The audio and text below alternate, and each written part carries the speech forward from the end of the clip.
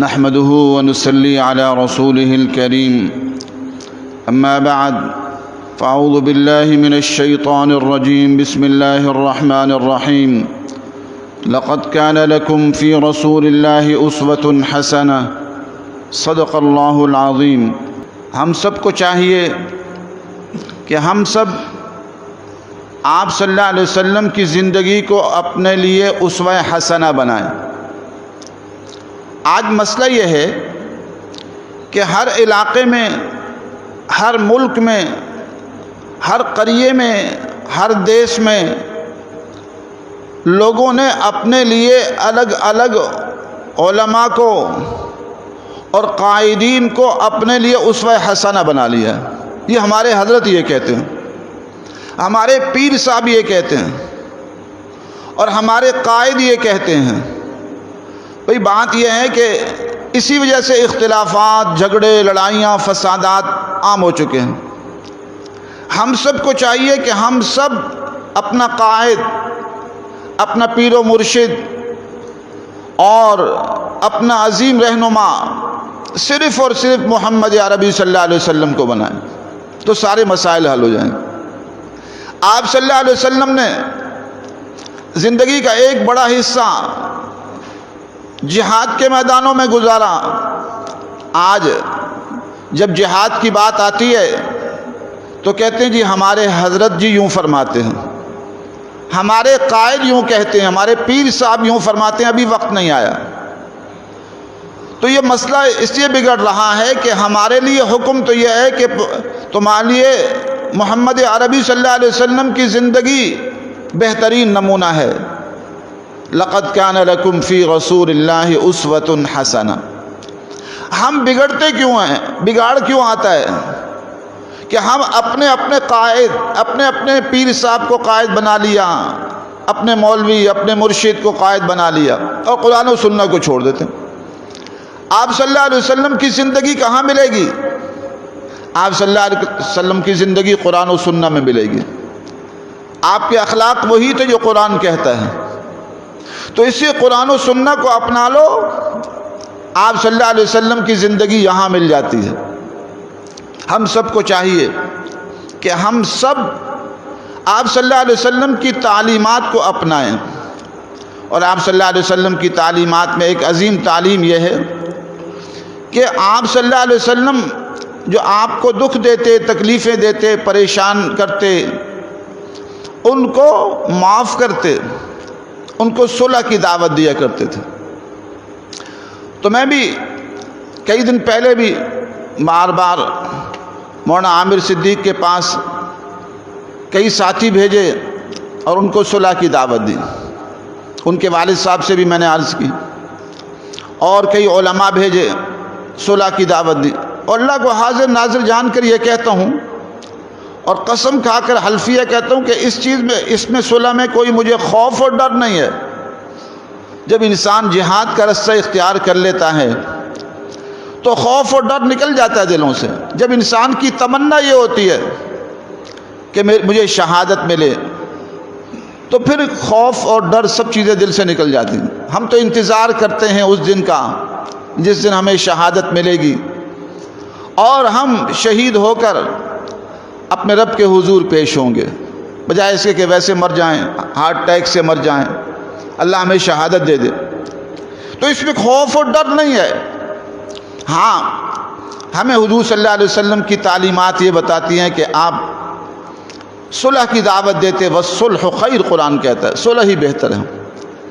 میں انہیں صلح کی دعوت دیتا ہوں، اور اب تو ویسے ہی عظیم جہاد کا وقت آ چکا ہے، اور اب سے پہلے سے شروع ہوا ہے، لیکن اب تیز ہو گیا ہے۔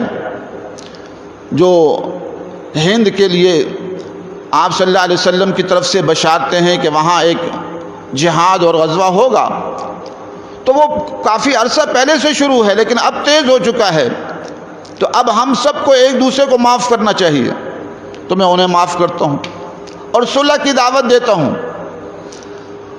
مولانا عامر صاحب تو وہ ہیں، میں تو کہتا ہوں کہ اس وقت ہم جنرل پرویز مشرف کو صلح کی دعوت دیتے ہیں، آؤ اور جو کچھ ہوا معاف کرتے ہیں، لیکن ایک شرط پر کہ پاکستان میں اسلامی نظام کی جد و جہد میں ہمارا ساتھ دو، اور جو ہندوستان کے ساتھ جہاد شروع ہو چکا ہے اس میں ساتھ دینے کے لیے آؤ، ہم تمہیں گلے لگانے کو تیار ہیں، اس لیے کہ اللہ کا دین، اللہ کی شریعت، یہ ہمیں اپنے کروڑوں خاندان کے لوگوں اور ہر چیز سے زیادہ عزیز ہے۔ حالانکہ ہمیں کتنا تکلیف پہنچائی یہاں پر لال مسجد میں اور جامع حفصہ میں، اور اس سے پہلے بھی میں نے ان کے جو پارٹی کے لوگ تھے، آج سے 3-4 سال پہلے میرے پاس ہمارے احتشام بھائی ہیں، وہ کہنے لگے جی ملنے آنا چاہتے ہیں۔ میں نے کہا کون لوگ؟ کہتے ہیں جی وہ جنرل پرویز مشرف کی پارٹی کے لوگ آپ سے ملنے آنا چاہتے ہیں، ڈاکٹر امجد صاحب تھے اور تھے۔ میں نے کہا سو بسم اللہ، ہم ویلکم کرتے ہیں۔ تو حالانکہ اپنے ساتھیوں کو بتاتا تو وہ ناراض ہوتے، میں نے چپکے سے ان کے ساتھ ملاقات کی اور جنرل صاحب کے لیے ہدایے بھیجے اور ان کو دعوت دی کہ آئیں اسلام کے لیے ہم مل کے کام کریں، اسلامی نظام کے لیے۔ تو ہمارا موقف یہ ہے کہ سب سے عظیم چیز رب کی زمین پر رب کا نظام ہے، باقی ہم لوگ تو کیڑے مکوڑے ہیں سارے۔ اگر ہمیں اللہ نے جنت نہ دی تو ہم کیڑے مکوڑوں سے بھی بدتر ہیں، مچھر مکھیوں سے بھی بدتر ہیں۔ مچھر مکھیاں جہنم میں نہیں جائیں گے، اگر ہم لوگوں نے اعمال صالحہ نہ کیے جہنم چلے گئے تو مچھر مکھیاں ہم سے کروڑوں درجہ بہتر ہیں۔ تو ہم قیمتی اس وقت بنیں گے جب اللہ کے دین کے کام کرنے والے بنیں، رب کی زمین پر رب کے نظام پہ کام کرنے والے بن جائیں۔ تو مولانا عامر صاحب کو میں صلح کی دعوت میں نے ان کے والد کے ذریعے بھی دی اور علماء کے ذریعے بھی بھیجی، آج پھر کے کہہ رہا ہوں کہ چند شرائط کے ساتھ، کہ پہلی شرط یہ ہے کہ آپ نے وہ طریقہ اختیار کرنا ہوگا جو حضرت مولانا محمد عبداللہ شہید رحمۃ اللہ علیہ کا طریقہ تھا۔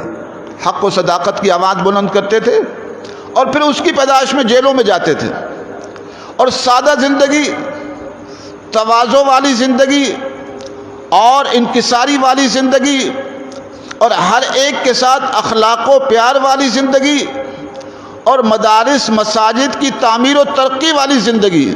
حضرت والد صاحب رحمۃ اللہ علیہ نے اسلام آباد کے اندر سینکڑوں مساجد بنائیں، اسلام آباد پنڈی کے اندر حکومت بنانے نہیں دیتی تھی اور وہ رات دن قربانی کر کے بناتے تھے۔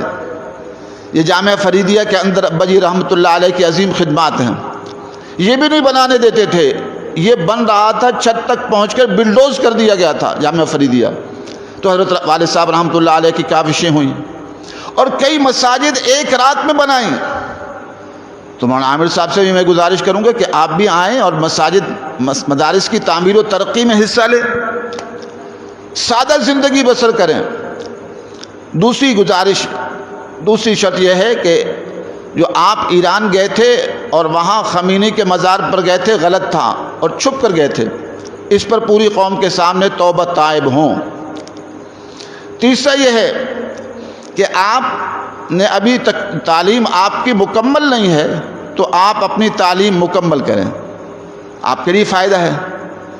اور اس کے ساتھ ساتھ جو میں نے کہہ دیا کہ آپ نے اپنی زندگی گزارنی ہے تو مساجد مدارس کی تعمیر و ترقی میں گزارنی ہے، اور اگر یہ نہیں کر سکتے تو کم از کم مخالفت نہیں کرنی، نہ جامع حفصہ کی مخالفت ہے نہ اوروں کی۔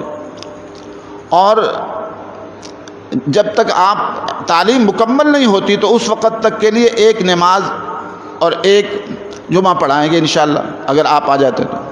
میں نے پہلے بھی عرض کی تھی، جیسے حرم شریف میں وہاں بہت سارے ائمہ آتے ہیں، نمازیں پڑھاتے ہیں اور جمعے پڑھاتے ہیں، تو یہاں بھی ایسا ہونا چاہیے۔ تو اگر یہ شرائطیں آئیں، اس وقت ہم اسلامی نظام کے لیے جد و جہد کریں، اور باقی باتیں چھوٹی چھوٹی ہوتی رہتی ہیں۔ آپ آئیں مسجد میں، ہم آپ کو دعوت دیتے ہیں، اور ہم تو اپنے مخالفین کو بھی دعوت دینے کے لیے تیار ہیں، ہر ایک کو۔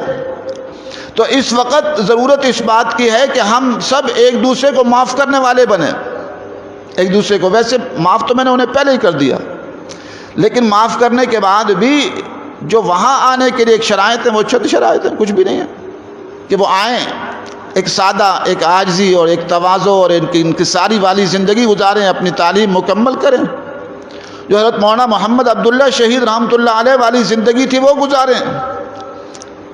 تو اس طرح ہم سب کو چاہیے کہ ہم سب ایک دوسرے کو صلح کی دعوت دیں۔ اس وقت میں تو فوج سے بھی اپیل کروں گا کہ آپ کو جنرل پرویز مشرف اور بعد کے لوگوں نے اپنوں کے ساتھ لڑوا دیا کہ یہ دہشت گرد، فلاں دہشت گرد، یہ جنہوں نے اسلامی نظام کی بات کی، صرف اسلامی نظام کے نفاذ کی بات کی، ان پر اتنے سخت جو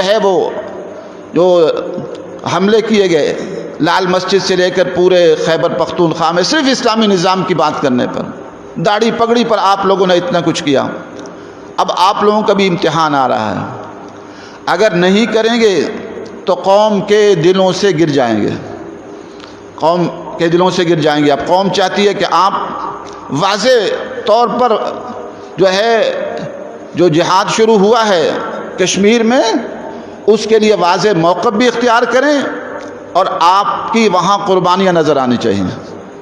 کیونکہ آپ لوگ کا مقصد ہی عظیم مقصد جہاد فی سبیل اللہ ہے، ایمان تقوی جہاد فی سبیل اللہ، اور جہاد اپنوں کے خلاف نہیں ہوتا، جو اسلامی نظام کی بات کریں، شریعت کی بات کریں، اس کے خلاف جہاد ہوتا ہے۔ اب جہاد کا وقت تو اب آیا ہے، اور ہمارے جو اوپر بیٹھے ہوئے حکمراں ہیں وہ لوگ آپ لوگوں کو اپنوں کے خلاف اب تک استعمال کرتے رہے ہیں۔